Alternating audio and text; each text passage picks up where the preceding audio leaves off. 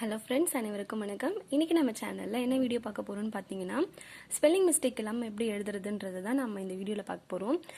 ஏற்கனவே நான் உங்களுக்கு நிறைய வீடியோ ஸ்பெல்லிங் மிஸ்டேக் எப்படி அவாய்ட் பண்ணுறதுன்னு போஸ்ட் பண்ணியிருக்கேன். பட் இருந்தாலும் உங்களுக்கு ஒரு சில சந்தேகங்கள் இருக்குது. அதுக்கு என்ன காரணம்னு பார்த்தீங்கன்னா, பேசிக் கிராமர் நீங்கள் கொஞ்சம் தெளிவில்லாமல் இருக்கிறதா, அதுக்காக கூட உங்களுக்கு ஸ்பெல்லிங் மிஸ்டேக்ஸ் வரலாம். ஸோ நம்ம ஃபஸ்ட்டு பேசிக்லேருந்து போகும்போது ஈஸியாக இருக்கும். ஸோ நான் உங்களுக்கு பேசிக் சொல்லித்தரேன். இது தெரிஞ்சுக்கிட்டிங்கன்னா ஓரளவு உங்களால் கண்டிப்பாக ஸ்பெல்லிங் மிஸ்டேக்கை அவாய்ட் பண்ண முடியும். எழுதும் போதும் படிக்கும் போதும் உங்களால் எழுத்து பிழையை குறைச்சிக்க முடியும். வாங்க நம்ம வீடியோக்குள்ளே போகலாம். முதல்ல எழுத்துக்களுக்கான வேறுபாடுகளை அறிதல். ஃபர்ஸ்ட் ஸ்டெப் என்ன கொடுத்துருக்கேன்னா, வேறுபாடுகளை அறிதல், அப்புறமா ஒலி வேறுபாடுகளை அறிதல், அப்புறம் சரியான உச்சரிப்புடன் படித்தல், குறில் நெடில் வேறுபாடுகளை அறிதல். ஸோ இந்த 4 ஸ்டெப் மூலமாக நம்மளால் ஓரளவுக்கு ஸ்பெல்லிங் மிஸ்டேக்ஸை கண்டிப்பாக குறைச்சிக்கவே முடியும். இப்போ வாங்க நான் உங்களுக்கு எக்ஸ்பிளைன் பண்ணுறேன். ஃபஸ்ட்டு எழுத்துக்களுக்கான வேறுபாடுகளை அறிதல் தான் நான் கொடுத்துருக்கேன். எப்படி என்னென்ன எழுத்துக்கள், அப்போ தமிழை பொறுத்த வரைக்கும் எல்லாத்துக்குமே பேசிக் இந்த உயிரெழுத்துக்கள் தான். இந்த உயிரெழுத்து 12 எழுத்துக்கள் தான் தமிழ் எழுத்துக்களுக்கான அடிப்படை. இந்த எழுத்துக்கள் மூலமாக தான் நமக்கு உயிர்மை எழுத்துக்கள் கிடைக்குது. ஸோ 216 எழுத்துக்களுக்கும் அடிப்படை இந்த உயிரெழுத்துக்கள் தான். இந்த உயிரெழுத்தோட உச்சரிப்பு மூலமாக தான் நமக்கு மற்ற எழுத்துக்கள் கிடைக்கிது. ஸோ நமக்கு எப்போவுமே இப்போ ஒரு எக்ஸாம்பிளுக்கு உயிரெழுத்துக்கள் இருக்குது. அதை நம்ம எப்படி படிப்போம்? அ ஆ இ ஈ உ ஏ ஐ ஓ ஔ இப்படி தான் படிப்போம்.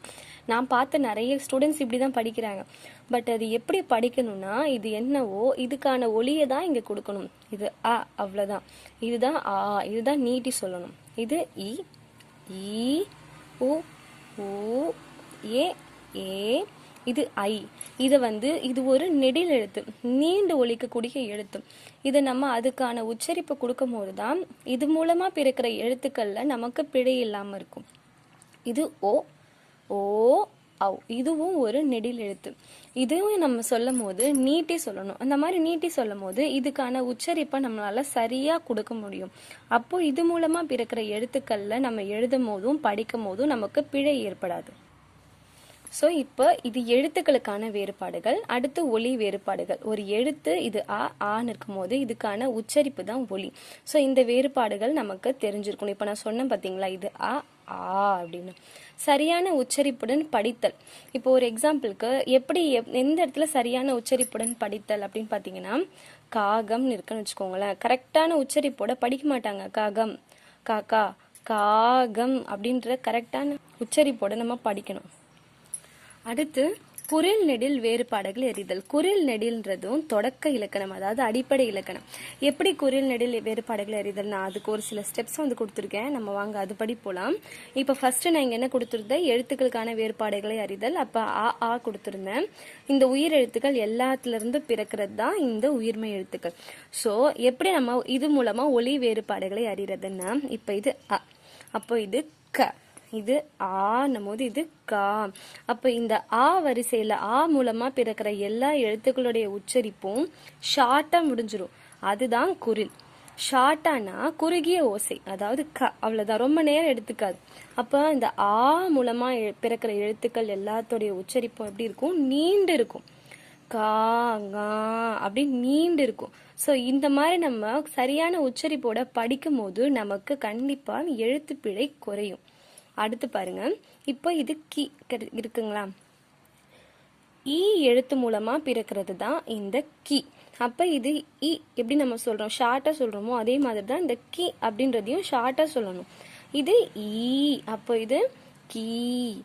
இது உ, இது கு. இது மூலமா பிறக்கிற எல்லா, இப்போ கூனா இந்த கூ மட்டும் கிடையாது, கூல இருந்து நூ வரைக்கும் எல்லா எழுத்துக்களும் ஷார்ட்டா தான் முடியும். அதுவே இதை பார்த்தீங்கன்னா கூ, அப்போ இதோடைய எப்படி இருக்கு, இதோடைய எழுத்து ஒலி நீண்டு இருக்கு. இது எப்படி ஏ ஓ, அதே மாதிரி இது கே, இது ஏ, இது கே, இது ஐ, இது கை. ஸோ இது மாதிரி தான். இப்போ இது பாருங்க, ஓ, இது மூலமா பிறக்கிற சவுண்ட் எப்படி ஷார்ட்டா இருக்கணும், கோ. இது ஓ, இது கோ. இது ஔ, அது மூலமா பிறக்கிற எழுத்து கவ். ஸோ இதுதான் அடிப்படை. இந்த அடிப்படை உச்சரிப்பு தெரிஞ்சதுனா தான் கண்டிப்பாக உங்களால் எழுத்துப்பிழை இல்லாமல் எழுதவும் முடியும், எழுத்துப்பிழை இல்லாமல் படிக்கவும் முடியும். நான் உங்களுக்கு இங்கே கொடுத்துருக்கேன் பார்த்தீங்களா, குரில் நெடில் வேறுபாடுகளை அறிதல் சொல்லிட்டு. அது என்ன குரில் நெடில் பார்த்தீங்கன்னா, அதாவது குரில் அப்படின்னா ஷார்ட், அதாவது அதோடைய ஓசை எப்படி இருக்கும், குறுகிய ஓசையோட இருக்கும். இந்த மாதிரி குறுகிய ஓசை இந்த உயிரெழுத்துக்கள்ல மொத்தம் 5 எழுத்துக்களுக்கு இருக்கு. என்னென்ன எழுத்துக்கள்னு பார்த்தீங்கன்னா அ, இ, உ, ஏ, ஓ. ஸோ இதுதான் வந்து குரில். இது பார்த்தீங்கன்னா நெடில். நெடில்னா நீண்ட ஓசையுடைய எழுத்துக்கள் தான் நெடில் எழுத்துக்கள். இந்த நெடில் எழுத்துக்கள் 7 இருக்கு. இதுக்கான மாத்திரை அளவு சொல்லுவாங்க. அதாவது மாத்திரைனா அது ஒலிக்கிறதுக்கு அது எடுத்துக்கிற நேரம், அதாவது ஒரே ஒரு மாத்திரைனா 1 செகண்ட் இப்படின்னு சொல்ற 1 செகண்ட். நெடில்ன்றது 2 செகண்ட். ஸோ இதை ஒலிக்கும் போது அவ்வளோதான். இதை ஒலிக்கும் போது நீட்டி சொல்லணும். ஸோ உங்களுக்கு பேசிக்கே வந்து குரில் நெடில் தான். இது தெரிஞ்சதுன்னா கட்டாயம் உங்களால் ஸ்பெல்லிங் மிஸ்டேக் இல்லாமல் எழுதவும் முடியும், படிக்கவும் முடியும்.